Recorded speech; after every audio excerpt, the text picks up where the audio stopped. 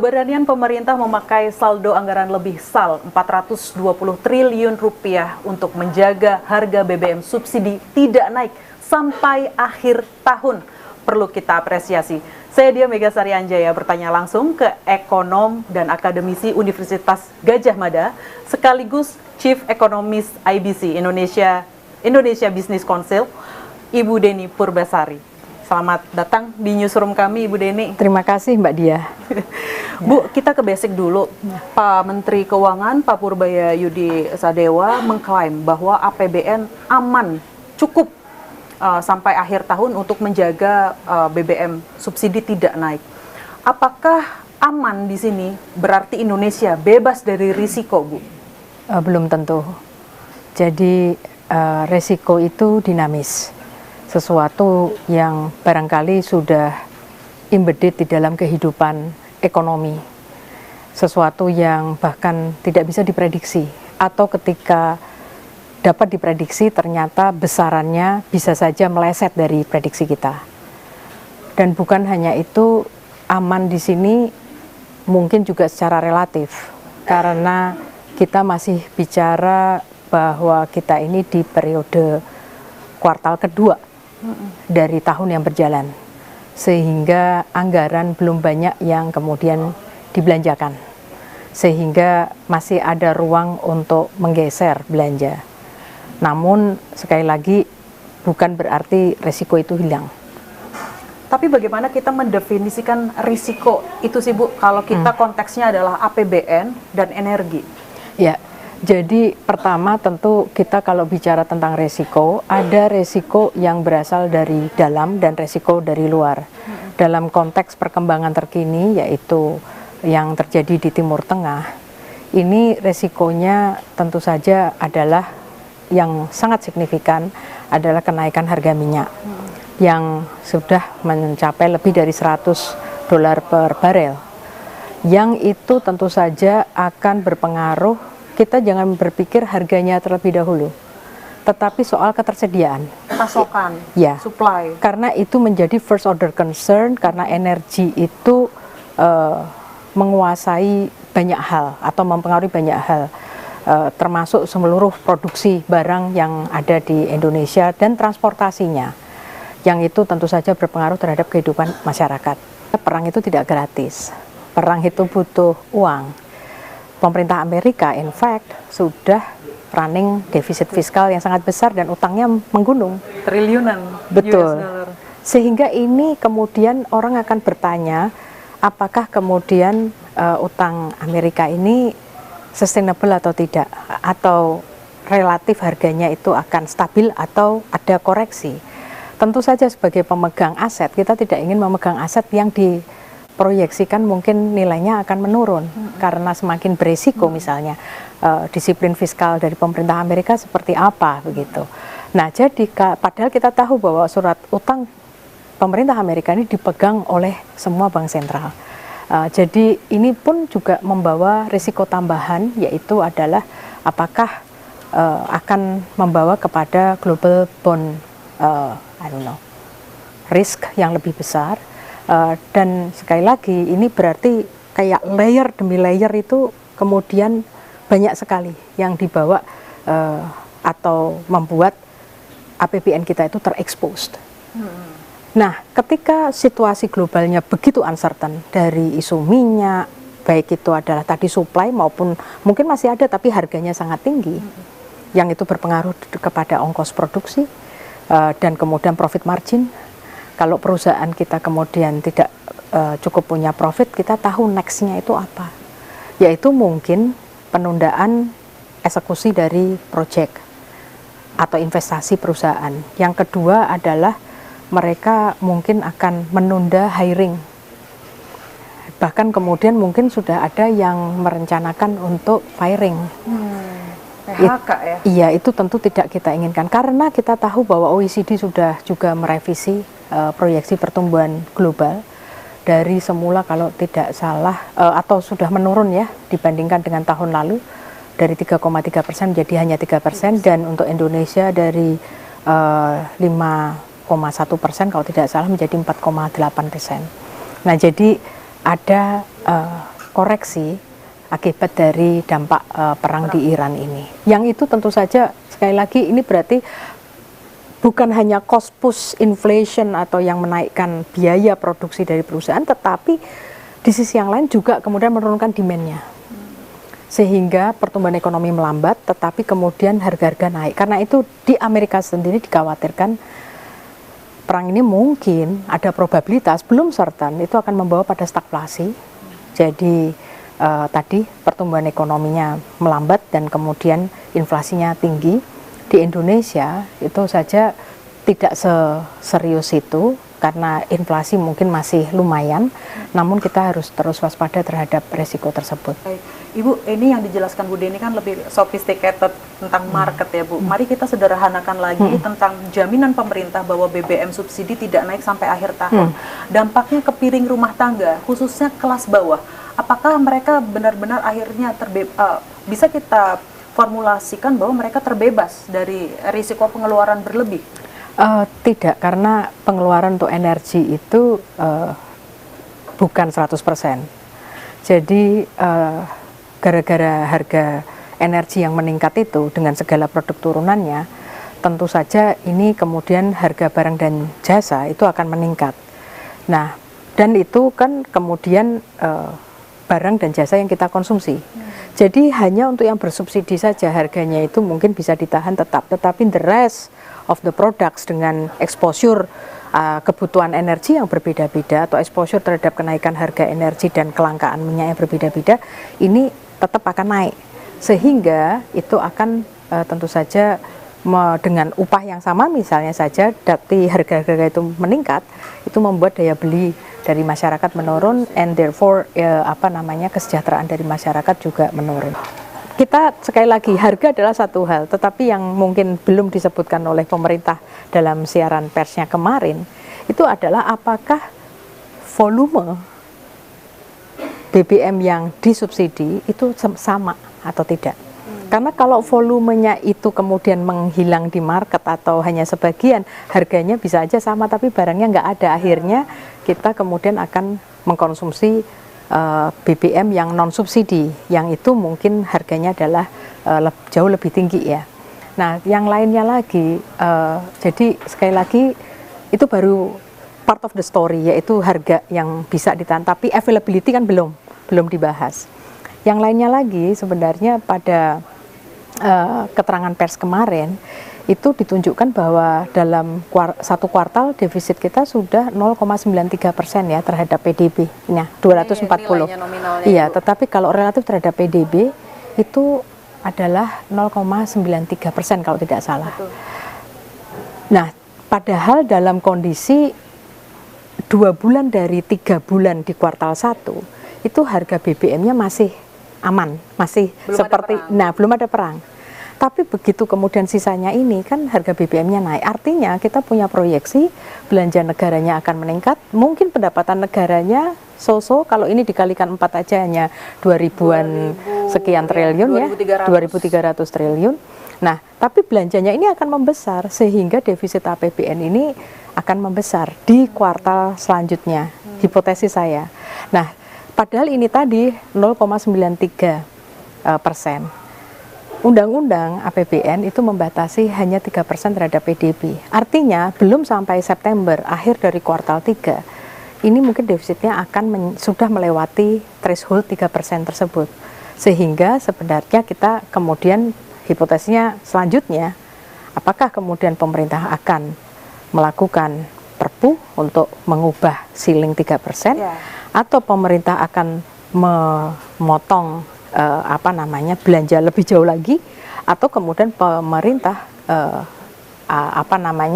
untuk harga BBM bersubsidi yang tadi komitmennya adalah tidak berubah sampai itu kemudian di-adjust. Karena ya hanya 3 opsi itu aja yang available. Nah ini Bu, ini kan ICP 70 dolar. Ini kan asumsi 2026 ya Bu. Tuh. Lalu WTI, WTI ini acuannya Amerika, lalu acuan dunia pada umumnya Brent ini sudah di atas 100 Bu. Saya bilang double hit karena rupiah kita asumsi 16.500 ternyata seminggu pertama di April ini rasanya kok cukup nyaman di 17.000.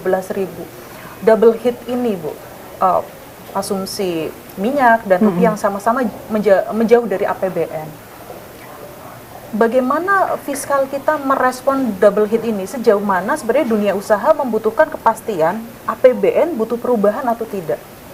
Kalau kita bicara dunia usaha, sejauh yang saya ketahui dari survei yang dilakukan internal di IBC, first order concern dari para pengusaha itu adalah ketersediaan dulu. Ketersediaan dari bahan bakar. Karena bisnis itu sudah sering mengalami shock. Dan ekonomi kita juga sering mengalami shock. Sebelum ini perang Ukraina, sebelumnya lagi mungkin capital market juga jolting karena MSCI, kemudian Moody. Jadi shock itu banyak sudah dialami. Dan perusahaan itu memiliki risk management. Pemerintah juga mestinya ada risk management kan. Kalau asumsi-asumsi itu meleset. Nah, ketika barang ada, maka kalaupun harganya itu tinggi, perusahaan itu pasti berusaha melakukan efisiensi, jangan kemudian terlalu banyak menggunakan barang yang naik tersebut dengan segala macam. Jadi WFH misalnya tidak usah disuruh. Kalau swasta itu merasa bahwa dengan WFH akan menghemat misalnya aja penggunaan listrik karena mereka tidak bersubsidi misalnya, dan misalnya saja harga listrik non subsidi itu kemudian bergerak naik, mereka pasti akan melakukan penghematan. Itu otomatis ada di darahnya perusahaan. Perusahaan itu kan agile, ya, dan dia harus selalu sepanjang titik waktu itu akan melakukan optimasi kan, demi kemudian cost effectiveness itu tadi, bahwa ongkosnya itu bisa kemudian rendah dan dia menjaga margin yang sehat supaya bisnisnya tetap profitable, karena kalau tanpa profit mereka tidak akan sustain. Yang kedua, yang bisnis itu adalah concern adalah tentu saja kebebasan atau flexibility atau mungkin ketersediaan instrumen untuk melakukan hedging. Karena ya mereka kan ini, apalagi kalau perusahaan-perusahaan besar itu kan mereka beberapa itu transaksinya dalam falas. Benar. Nah, karena itu kalau itu kemudian kurs itu sehat, bukan berarti kurs harus sama ya, tetapi intinya adalah sehat, predictable, itu tentu saja, dan bisa kemudian mengakses instrumen hedging dengan sangat fluid, itu yang diharapkan oleh pebisnis. Karena jangan sampai kemudian misalnya saja ketika instrumen itu dibutuhkan justru pemerintah misalnya planning untuk membatasi demi stabilitas rupiah, kemudian aliran modal atau apa itu dibatasi, padahal itu penting. Yang ketiga tentu saja ada akses terhadap market, karena begitu kemudian market di Hormuz dan sekitarnya itu melemah, kalau saya memproduksi sesuatu, ini kan harus kemudian saya jual. Karena itu saya butuh kemudian akses kepada pasar. Jadi kita menyambut baik sebenarnya inisiatif pemerintah untuk menandatangani banyak SEPA itu. Karena itu ada tambahan market access bahkan kepada non-traditional market. Sehingga barang yang diproduksi itu ada salurannya. Karena sekali lagi dalam kondisi global demand yang itu melemah, pertumbuhan PDB dunia melemah seperti yang diprediksi oleh OECD, barang yang sudah kita produksi ini harus diserap kemana dari pengusaha. Tapi on top dari itu adalah pengusaha sebenarnya berharap betul supaya kemudian lingkungan regulasi itu lebih predictable. Kalau pemerintah nanti merespon kepada krisis, komunikasi atau dialog ya yang mengundang pelaku usaha diintensifkan. Karena supaya kemudian apa yang dikeluarkan oleh pemerintah itu pas dan bisa kemudian dieksekusi oleh dunia usaha dan tidak justru tadi menciptakan rigiditas yang baru, ketidakpastian yang baru. Karena itu tadi industri itu beragam, heterogenitas sangat heterogen, tidak bisa kemudian kayak semacam one size fits all gitu, yang justru tadi fleksibilitas di kala situasi seperti ini tuh sangat penting gitu. Bagaimana nasib kelas menengah, bagaimana kondisi daya beli masyarakat kita saat ini? Saya akan kembali setelah ini.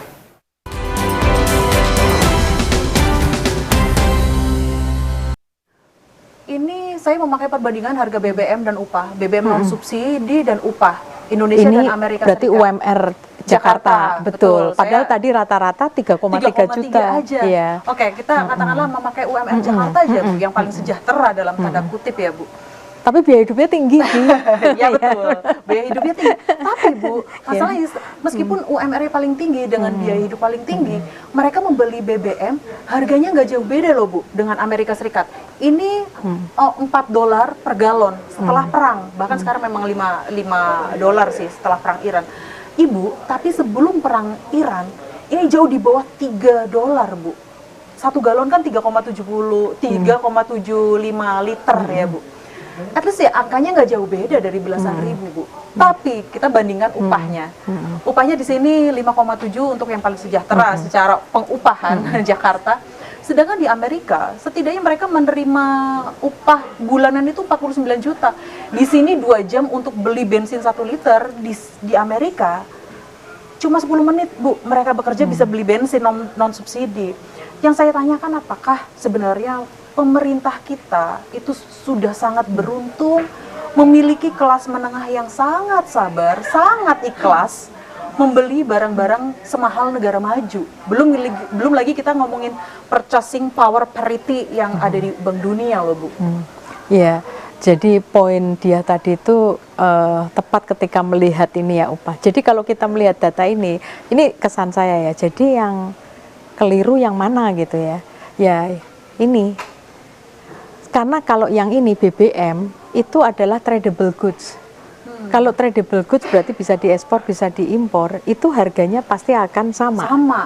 Ketika harganya sama, tetapi ini kenapa menjadi sangat berat? Karena upah kita rendah dibandingkan dengan upah Amerika. Dan tadi dia sudah menyebutkan pinpoint satu isu yang sangat penting, yaitu adalah kita memperoleh tadi untuk apa selama 1 jam atau 2 jam, tapi itu 10 menit. 10 menit, jauh. Sebenarnya that's exactly yang namanya produktivitas angkatan kerja kita rendah. Yaitu hasil yang diperoleh dari setiap jam kerja itu lebih sedikit. Karena apa? Ya saya harus mengakui bahwa kita terlalu berfokus kepada pertumbuhan ekonomi GDP gitu ya, pertumbuhan GDP 8%, kita atau 6% dan segala macam. Tapi kan GDP itu apa sih? Output. Siapa yang menghasilkan? Faktor produksi, yaitu land, labor, capital, entrepreneurship. Nah, dalam literatur ekonomi kebijakan ekonomi itu salah satu goal yang selalu dikejar itu apa? Full employment. Jadi yang dikejar adalah berapa banyak sebenarnya output yang bisa dihasilkan per 1 unit labor.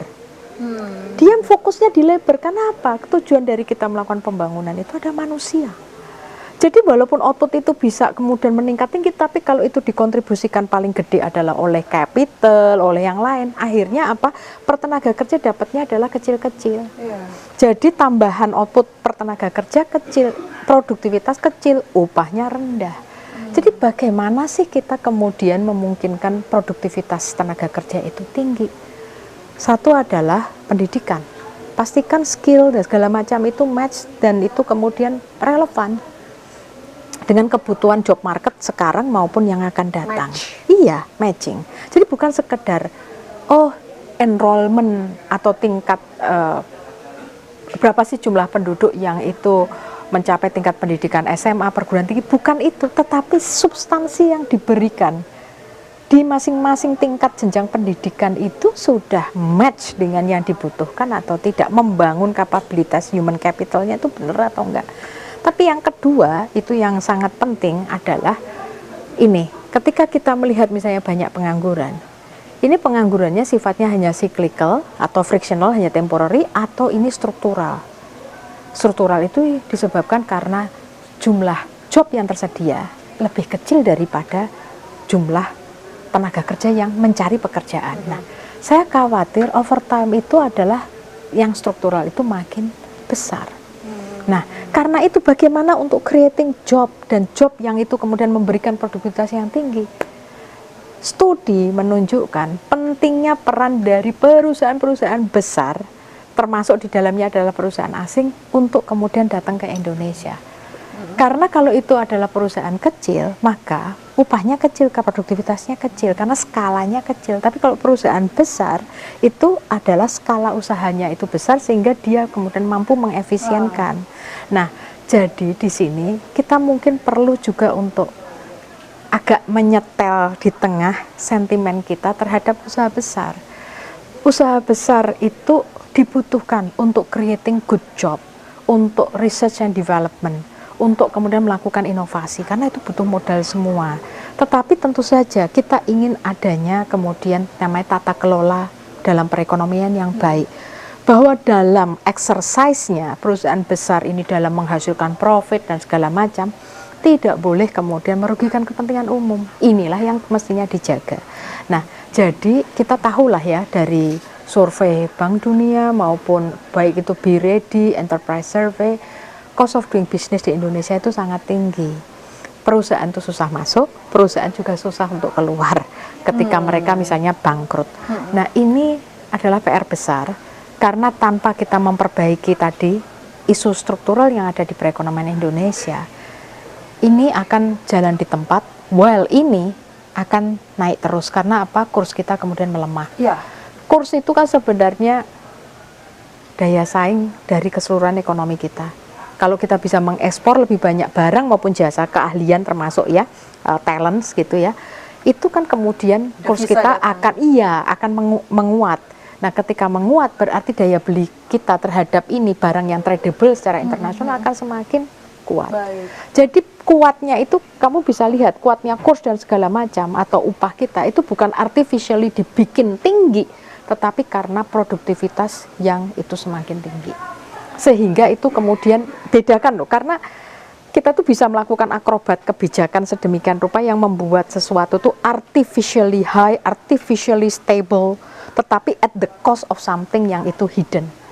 Jangan sampai itu kita melakukannya. Jadi ini harus dilakukan dengan sangat sabar, bukan pekerjaan jangka pendek, tetapi membuat angkatan kerja kita itu kemudian menjadi lebih produktif, dan kemudian banyak perusahaan itu masuk menyediakan lowongan pekerjaan yang itu formal atau memberikan tingkat upah yang tinggi, itu yang dibutuhkan. Sekarang saya justru sebenarnya yang membuat saya khawatir adalah jangan sampai klaim bahwa APBN kita cukup untuk menahan, tetapi ternyata kebijakannya adalah kebijakan tunggal bahwa APBN itu cukup tanpa ada jaminan barangnya ada.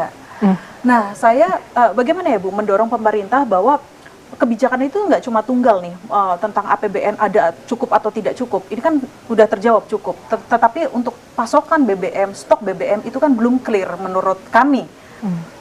Nah, ketika pasokan BBM itu yang tadi Ibu bilang kan, bahwa harga bisa dikunci lah, di lock, tidak naik sampai akhir tahun. Tapi kalau barangnya nggak ada, situasi itu yang pada akhirnya mendorong kelas menengah rentan miskin itu akhirnya mengonsumsi BBM non subsidi, Bu. Nah, jangan sampai klaim fiskal yang sehat dan fiskal aman itu menjadi gaslighting untuk kelompok kelas menengah yang pada akhirnya mereka mengonsumsi BBM non-subsidi akhirnya turun kelas, Bu. Meskipun BBM subsidi maupun non-subsidi itu harganya itu tetap dia. Misalnya simsalabim, pemerintah bisa membuat harga subsidi non-subsidi itu tetap. Meskipun harga dunia tadi sudah mencapai 110. Maka tetap aja harga barang dan jasa itu naik. Jadi orang-orang near poor maupun itu kemudian ini ya yang aspiring middle class itu pasti akan turun, pasti ceteris paribus itu pasti turun. Apalagi kalau kemudian BBM non subsidi itu kemudian dilepas mengikuti pasar, namanya juga non subsidi, komitmennya kan harusnya dilepas ke pasar. Nah, buat saya ia adalah sebuah hal yang sangat berat membayangkan bahwa BBM non subsidi akan adjust dengan market rate. Padahal daya beli masyarakat kita itu adalah rendah. Dan bukan hanya itu, BPS kan menunjukkan bahwa rata-rata upah gaji karyawan Indonesia hanya 3,3 juta rupiah. Dan sebenarnya kalau menggunakan data Bank Dunia, itu kelas menengah itu baru diawali kalau tidak salah desil 86, persentil 86 ke atas. Artinya adalah di bawah itu dari desil 1 sampai desil 85. Ini tergolong yang kemudian kesejahteraannya belum katakanlah mapan. Nah, dengan demikian berkutat bansos itu kepada desil 14 dan ya bisa dikatakan tidak ada support yang memadai buat desil 5 sampai dengan desil 8. Itulah yang mungkin menyebabkan adanya ketidakpuasan di masyarakat. Ini gede loh. Bottom 40 ini kan kita bicara middle 40. middle 40 ini jangan sampai merasa sendirian. Mereka membayar pajak dan mungkin konsumsinya itu karena besar, maka mereka PPN-nya kan banyak nih. Bukan hanya itu saja, mereka upahnya mungkin sudah di atas UMR, di atas PTKP, sehingga harus membayar pajak penghasilan. Nah, kalau kemudian mereka menyaksikan bagaimana APBN itu dimanfaatkan, kok kemudian berkutat di desil 4, dan kemudian bahkan melihat tadi bukan hanya alokasinya mungkin sudah benar, tapi eksekusinya agak belok-belok nih, kurang efisien, sehingga banyak sekali yang kemudian terbuang, sementara itu adalah pajak kita dan kita harus membayar tadi utang. Itu tadi saya sampaikan, fiskal perlu lebih berempati kepada ya masyarakat Indonesia yang menanggung beban ini. Komunikasi pemerintah ini menjadi kata kunci yang buat saya menarik, Bu. Bu Deni selama ini melihat nggak sebagai akademisi sekaligus sebagai ekonom di belakang pengusaha seperti itu ya, Bu. Cara komunikasi pemerintah tentang ekonomi kita, membahasakan fiskal maupun moneter, itu selama ini 1 tahun lebih terakhir lah, Bu, itu cenderung ke satu arah. Fungsi kehumasan saja atau sebenarnya pemerintah sudah cukup mendengar pendapat-pendapat setidaknya kelas menengah, tidak hanya pengusaha ya, Bu. Pengusaha harusnya sangat didengar karena mereka juga penggerak APBN, istilahnya saya sederhana, APBN cuma 14 sampai 16% PDB. Tapi bagaimana komunikasi pemerintah ini tidak hanya fungsi kehumasan, tapi bisa menangkap apa yang diinginkan pengusaha, apa yang disuarakan oleh kelas menengah. Karena, Bu, kelas menengah ini adalah kelas yang paling well literated tentang regulasi, gitu loh, Bu. Iya, mungkin ini saya sih berpikir bahwa komunikasi penting, tetapi substansi, cara, dan eksekusi setelahnya itu jauh lebih penting. Jadi pertama adalah substansi. Jadi pasti dia tahu ya apa logos, ethos, dan pathos. Jadi kalau misalnya berkomunikasi, siapa yang menyampaikan itu sangat penting. Apa yang disampaikan itu penting dan cara menyampaikan itu penting. Mungkin menjelaskan maksud dari kebijakan itu tentu saja necessary. Tetapi karena di situasi yang seperti sekarang cukup sensitif gitu ya, banyak ketidakpastian, credibility dan empathy kepada masyarakat itu jauh lebih penting.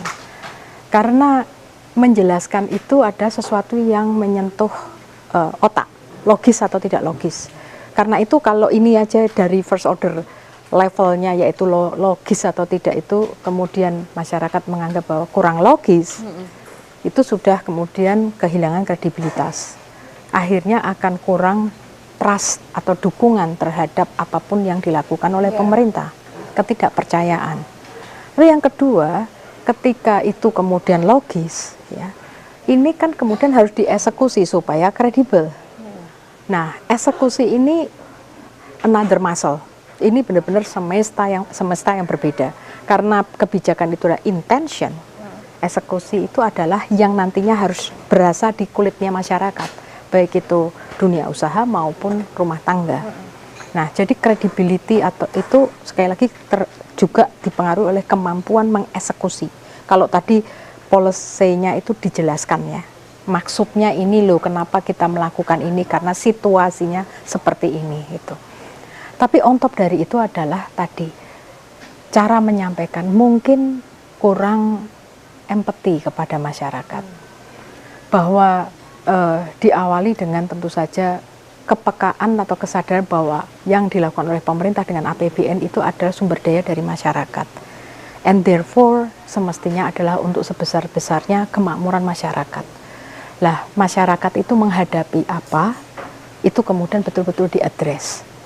Bahwa pemerintah paham kecemasan masyarakat, kesulitan masyarakat, dan karena pemerintah meresponnya seperti ini. Beberapa policy sudah cukup bagus dalam hal itu, tetapi kalau kita bicara misalnya the whole komunikasinya pemerintah, saya kira masih banyak ruang untuk perbaikan. Siapa yang menikmati ekonomi 8%? Siapa yang menikmati ekonomi 5,2%? Bukan kertas ya Bu, tapi ya orang yang bernyawa itu. Betul. Dan itu butuh empati. Baik, sudah ngebul rasanya Bu Kepala teknis, tapi percayalah sebuah kebijakan pasti ada blind spot, dan kita di sini berusaha mengisi blind spot itu ya Bu, untuk menjaga Indonesia. Percayalah, saya Diah Megasari Anjaya dan Bu Deni Purbasari sebagai akademisi Universitas Gadjah Mada sekaligus Chief Economist IBC sangat mencintai Indonesia. Saya pamit, terima kasih.